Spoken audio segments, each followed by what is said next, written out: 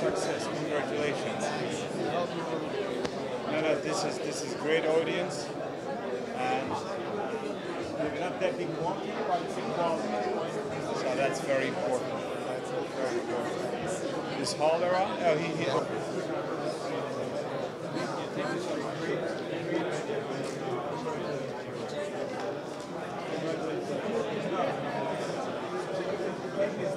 نسعى أن نقدم لجميع من يريد بناء هذا البلد ذا الخدمات المختلفة في مجال اختصاص عملنا مستثمرين ومنظمين، ونستفيد من التجربة العالمية ونطبقها وفق مقاييس ومعايير القوانين العراقية النافذة. نسعى لتنشيط السوق من خلال توسيع قاعدة المستثمرين وبفتح منافذ جديدة سواء كانت بأسواق جديدة أو بوسطاء في المحافظات الأخرى غير بغداد. كذلك ندعو الشركات المساهمة التي لم تدرج في سوق الأوراق المالية لحد الآن إلى إدراجها في سوق الأوراق المالية، وهناك مبادرة مشكورة من قبل سوق العراق الأوراق المالية على فتح السوق الثاني تسهيلا لإدراج هذه المؤسسات في سوق الأوراق المالية بجانب السوق الأول أو السوق الأساسي. وتمت الموافقة على مزاولة هذا السوق، ومن المنتظر إكمال إجراءات التسجيل لكي يباشر عمله. إلا أننا وكما أسلفنا نعمل وفق القوانين ونحترمها ونعرف حدودنا وصلاحياتنا سعيا وراء احترام قراراتنا، ونسعى لضمان حقوق كافة أطراف السوق. وفق ذلك وعلينا أن نكون مستقلين ولا نحابب أحد على الآخر، نقف مع الجميع لضمان مصالحهم. إن أبواب هيئة الأوراق المالية وصدورنا مفتوحة أمام من يرغب بالبناء والتطوير، فأهلا ومرحبا بكم، والسلام عليكم ورحمة الله وبركاته.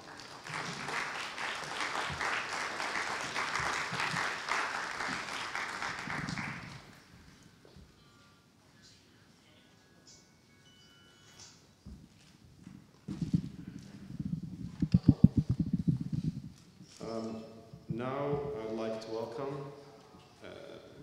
Mr. Taha Salam, CEO of the Iraq Stock Exchange, and along the years, a good friend of mine.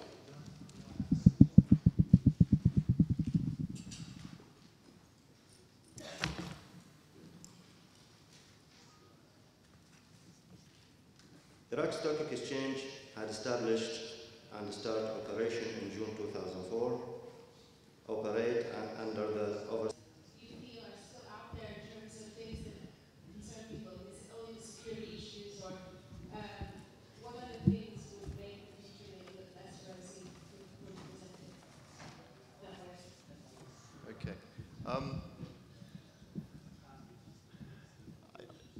I mean, I think the first one's been touched on already, which is custody, and until that is in place, I think the foreign involvement in the local exchange will be limited. So that I think that's probably one of the constraints on the exchange. Beyond that, I think there is a need probably for growing transparency in the market. I think it's very good in the context of the wider Middle East. But there is always room for improvement in any emerging market to ensure greater transparency. But in reality, I've seen a huge improvement in transparency in the last 2 to 3 years. And on an example of today, with a lot of the companies that are listed on the exchange coming today to meet investors, is testament to that improvement. Beyond that, I think that there's obviously the backdrop of the environment within Iraq that continues to be quite challenging for many investors to understand.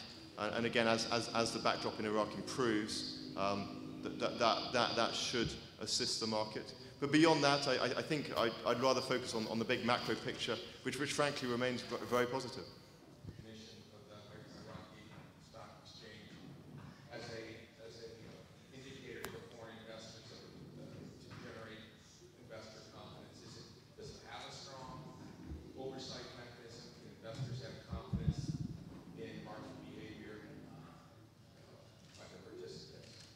because frankly, I don't think the market is there yet, or I don't think any company is there yet to establish how they want to price deals. But if I look at the context of the wider region, I think there's been a very interesting move away from fixed price IPOs to more of an international style pricing where the market dictates or influences the value of the shares at the time of the IPO. So if I look at Saudi Arabia, they have introduced a form of book build where you go out to institutional funds before you launch the retail subscription, and those mutual funds give guidance on what price they're willing to pay for the shares that will be offered to the public.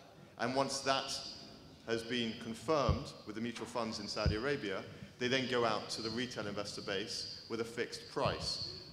In Oman, there was Probably talk about the group that he advised most here in Kurdistan. It's one of the most enterprising groups in Erbil, the car group. Brad?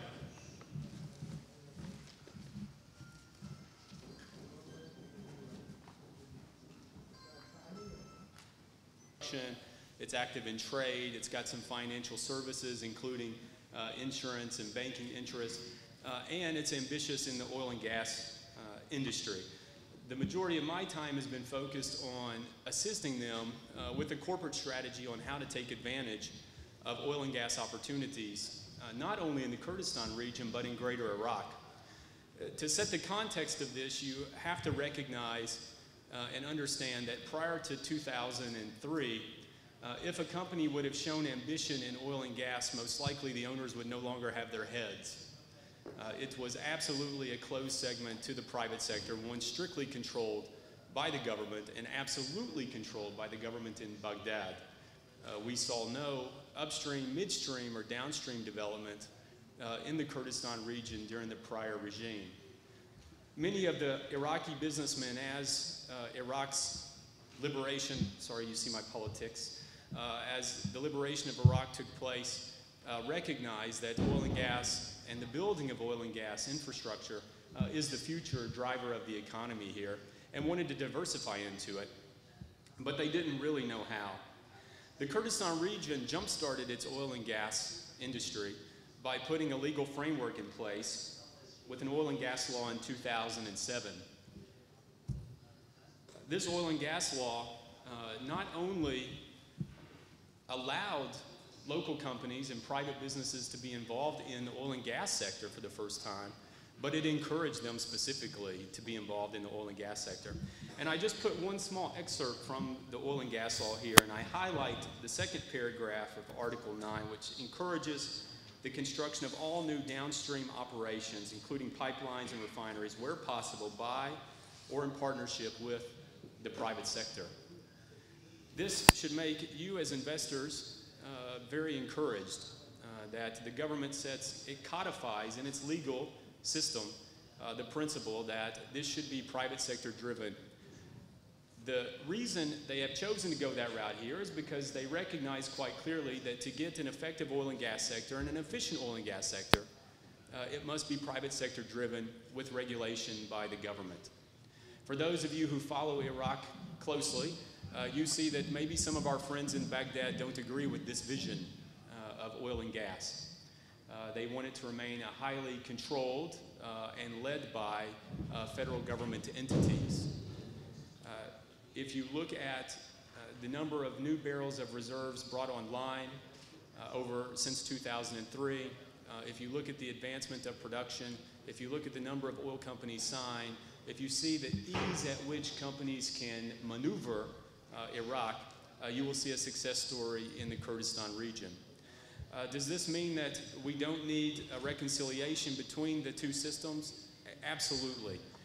The Constitution provides a framework, but it has ambiguities in it, and I'm sure there will be people that are more legal expert than I am to talk about that over the next couple of days. But for now, what we can say is Kurdistan has put into place a legal framework, and they have brought in investors, and we're seeing success stories here. I want to talk a little bit about some of the opportunities that are available in the energy-related industry. Now that the Kurdistan region has found 45 billion barrels of oil, They've found hundreds of trillions of cubic meters of gas. They need to expand employment opportunities and economic opportunities for their people, and this will happen with derivative industry, really facilitated by the exploration of oil and gas and the financial benefits that oil and gas is going to bring to